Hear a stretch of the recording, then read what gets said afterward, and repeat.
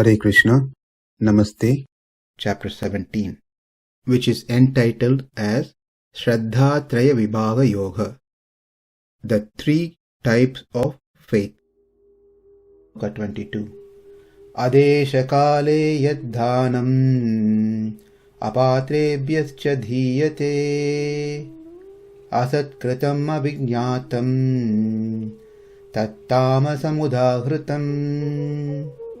Now we'll learn the last Sloka in this subject of charity, which speaks about the dāna in mode of ignorance.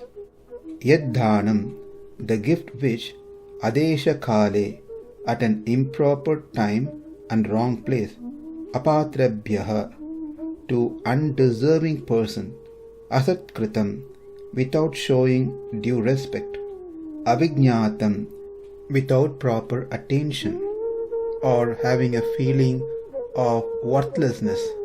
Dīyate is given, tāmasam, that tamasic udāhṛtam is said to be.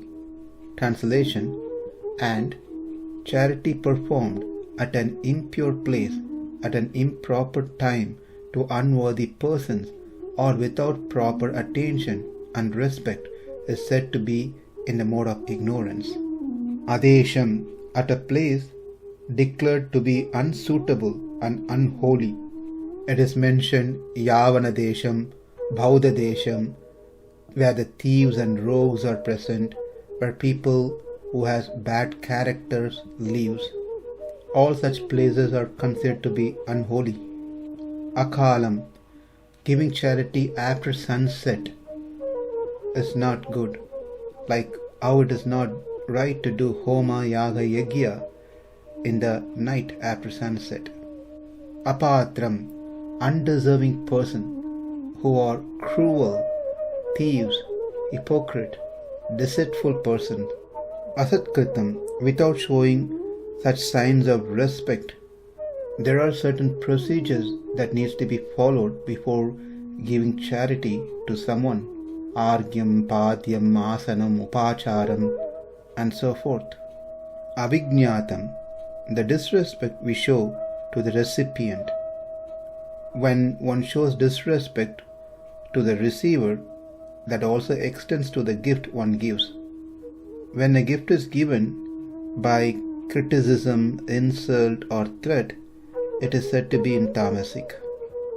These two, asat-kṛtam and avajñātaṁ, comes from the lack of understanding of Shastra, because one thinks he to be the giver, he is superior, and the receiver is lower, cheap. Therefore one should avoid completely these two things, asat-kṛtam and avajñātaṁ, even when it's given in suitable place and suitable time, which means one may follow that the charity to be given in a right place, right time, to the right person. But if the mentality is such a way that thinking oneself to be superior and does that donation with disrespect, then it is said to be in mode of ignorance.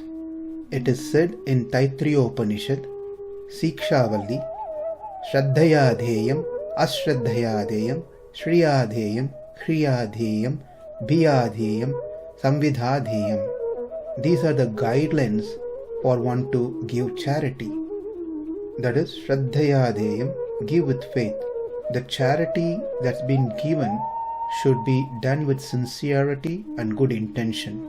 There shouldn't be any underlying motive being an urge to help the receiver. Giving charity should be done with grace, in a way that it is not embarrassing or insulting the receiver. The giver should not display his greatness, nor should he remind the recipient of his poverty. Usually, the act of giving puts the giver's hand on the upper position, uppermost, whereas the receiver on the lower plane. The receiver extends their hand to receive, which will be dropped from the giver's hand into his hand. However, the act of being grace is that letting the receiver pick the donation from the hands of the giver. In other words, the giver extends his hand with the charity, requesting the recipient to take the charity. In this manner, the receiver hands takes the upper position and the giver's hands takes the lower position. Shraddhaya dheyam. Second, ashraddhaya dheyam. Once we decide to give away a particular article or anything, its value or magnificence, like being attractive, being grand, splendor, whatever it may be, should not bother us, and we should give wholeheartedly. As one gives, if they feel a pain in their heart, if they feel that they are going to miss this thing, if they feel a possessiveness of what is being given, then that does not qualify as charity in mode of goodness. That is ashraddhaya dheyam. This is also interpreted differently as ashraddhaya adheyam. Do not give out shraddha, the faith or sincerity, the good intention of giving dānam, charity. Third is shrayadheyam. One should not be miser in giving. One should give plenty. For the miserly people, the very thought of charity would induce sorrow, distress in them. Rather, one should be happy to give, and they should give plenty with smiling face, considering this is a great opportunity to give a charity to this person with great happiness. Hriyadheyam. This is feeling shame of oneself as they give the charity. I could give more, but I am ashamed that I am only giving this much. Or feeling I want to give more, but I am inadequate. I don't have the capacity to do more. Feeling that I missed all these days to give this person, and that sense brings a shame in one. As one does, one should not feel that they are being very kind to others, because this is by default prescribed in the scripture. One must do. There's nothing they are doing something different. A crude example is someone driving exactly as per the speed limit and thinking great about themselves. There's nothing to think great about oneself, because that is the law. Likewise, giving is the law and order by the Shastra. One should not start thinking oneself to be great by giving. Rather, one should feel ashamed that they are not able to give enough. They have missed out all these days in their life to give. That is Hriyadheyam. Fifth one is Bhiyadheyam, meaning give with fear. Fear of making mistakes while giving. If the act of charity is not done in the prescribed fashion as said in the Shastra, it is contaminated by either insincerity, pride, or bringing a sense of superiority. In these cases, the charity that is given may lead to counterproductive results. Therefore, the attitude of the giver is very important. The procedures are very important. Hence, as we give, we should have a fear that we may make some mistakes. That fear should be there for the givers. And lastly, sixth is samvidhadeyam. That is, once we decided to give, that resolution should be executed.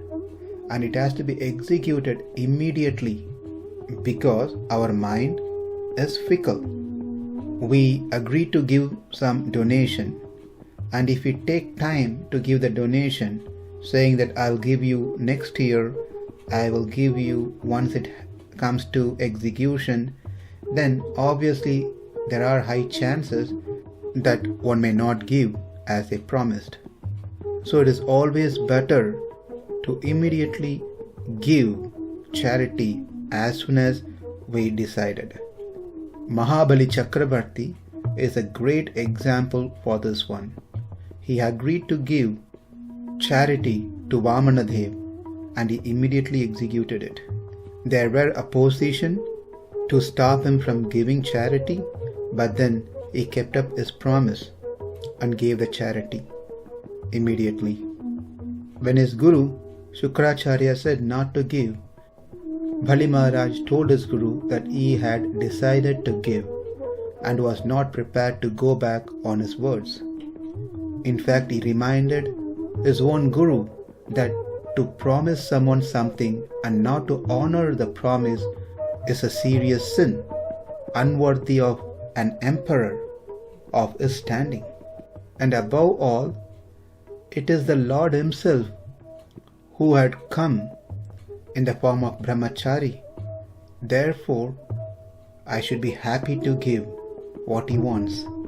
Sometimes in family, one of the spouse may be inclined to give some donation, whereas the other spouse would stop their husband or wife from giving donation. From this story, we understand even though Bali Maharaj was stopped by his own guru, he rejected that instruction and went ahead and gave the charity to Vamanadev, which is why even till today he is being glorified. A family is said to be great family, Sattvic family, when the husband wants to give a donation to the temple, say $100, and the wife says, "This is what we have been giving all these years. Why don't you give more? Why don't you double it? Why don't you give $200? And the son comes and says to the mother, "Why just $200? Why can't we give $300 now that I started earning?" And the daughter jumps in and says, "I would also like to give something." And the mom says, "Well, you don't go to job, you don't earn money. Well, I have been saving the money that you've been giving and I can give certain portion of my saving." Such family is divine family, and that is how a family should be. To summarize what we have seen in this section of charity, when charity is given without any expectation, given at a proper place, suitable time to a deserving person from whom one has not received any benefit in past or will receive anything in future, such gift which has been given is considered to be sattvic, in the mode of goodness. Whereas charity which is performed with the expectation of some return or gaining some punya karma, giving gifts which are spoiled and unfit to use, then that is called rajasic, charity in mode of passion.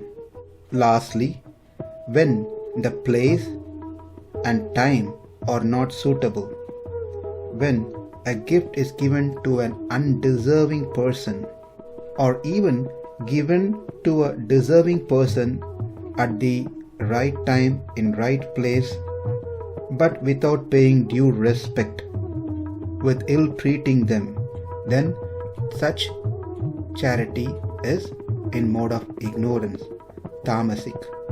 So far, we have completed the threefold classification of sacrifices, austerities and gifts. Next, Krishna proceeds to explain the characteristic feature of Vedic sacrifice in terms of their association with the threefold expression Om Tat Sat. Any Vedic sacrifices and other rituals that is mentioned in the Vedas should be connected to these three terms Om, Tat, Sat. And this will be explained in the following slokas. adeśa-kāle dānam apātrebhyaś dīyate asat-kṛtam avajñātaṁ tāmasam udāhṛtam. Namaste. Hare Krishna.